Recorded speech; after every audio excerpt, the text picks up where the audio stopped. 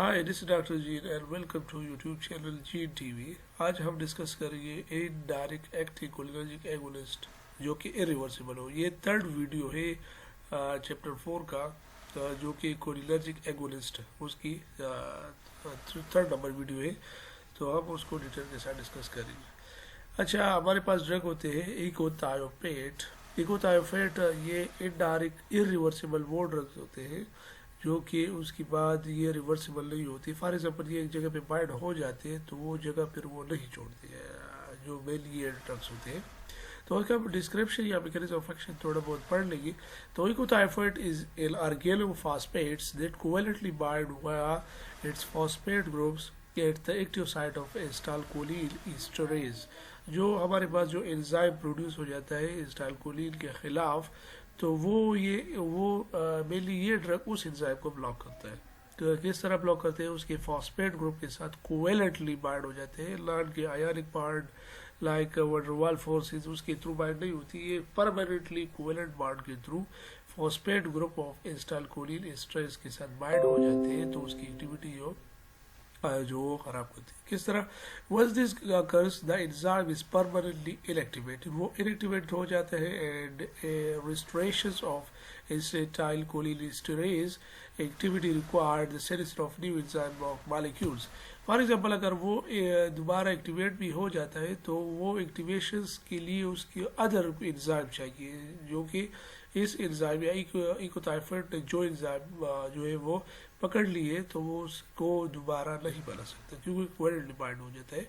तो उसके अलावा अगर ये और एंजाइम बना देते हैं तो उससे हो सकता है चांसेस कि एसिटाइलकोलिनेस्टरेज बना ले, लेकिन इससे नहीं बना सकते। तो following covalent modification of acetylcholinesterase and phosphorylated enzyme slowly release one of its ethyl group। तो ये जो covalently modification बन जाती है echotiophate and acetylcholinesterase enzyme के साथ, तो ये मेनली वहाँ से इथाइल ग्रुप रिलीज करता है। तो जब वो इथाइल ग्रुप या उसके अल्काइल ग्रुप रिलीज करता है तो उसकी एजिंग हो जाती है, उस रिसेप्टर्स की एजिंग हो जाती है। जब रिसेप्टर की एजिंग हो जाती है तो वो परमानेंटली इनएक्टिवेट हो जाता है, तो उसकी एंजाइम रीएक्टिवेशन मुश्किल होते हैं। लेकिन अगर make it is impossible for chemical reactivators, तो हम अगर pralidoximes कर देते हैं तो उसकी ब्लॉकेज ये जो है वो एंजाइम्स जो कि जिसके साथ echotiophate जो है वो अटैचमेंट होती है, तो वो इस एंजाइम की रीएक्टिवेशन भी कर सकते हैं। कौन सा ड्रग? pralidoxime जो ड्रग्स होते हैं।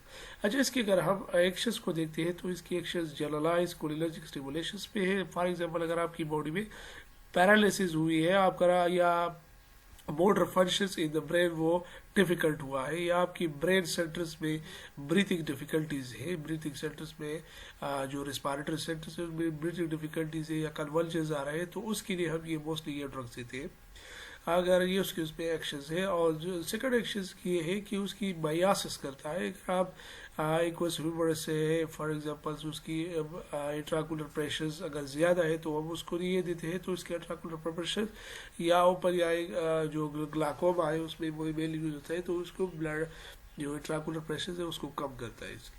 अच्छा, अगर थेराप्यूटिक एक्शन अगर आप देखते हैं तो ये मोस्टली टॉपिकल यूज होता है for the open angle glaucoma.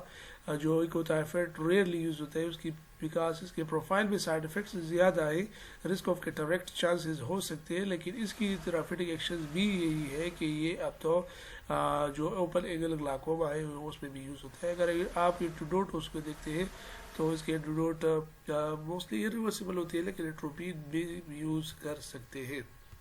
अच्छा, तो इसके बाद हम थोड़ा बहुत ये डिस्कस कर लेंगे कि बीटानाइकोल उसकी शॉर्ट जो थेराप्यूटिक एक्शंस क्या है। तो ये ट्रीट करते हैं यूरिनरी टेंशंस, बायोरेस्पिरेटरी रिसेप्टर्स। अगर फिजियोस्टैग्मीन को देते हैं तो फिजियोस्टैग्मीन अगर ये चीज़ें अगर आप देखते हैं तो मुख्तलिफ उसकी अपनी फार्माकोलॉजी है जो आपने प्रीवियस में पढ़ ली, तो आप ये भी डिस्कस कर सकते हैं बाय साइड ये इसकी एक्स्ट्रा इन्फॉर्मेशन है related to the direct agonist के साथ अटैचमेंट हो जाती है, या इनडायरेक्टली रिवर्सिबल होती है, या इनडायरेक्टली इरिवर्सिबल हो सकती है। तो ये उसकी वो मेनली उसकी थर्ड वीडियो थी जो हमने डिस्कस की आज। इससे पहले हमने 2 वीडियो डिस्कस की है, तो तकरीबन ये 15 मिनट की वीडियो बनती है एक चैप्टर्स का। तो आप मोस्टली इजीली इसे पेपर्स जो है वो हल कर सकते हैं। Okay, thank you.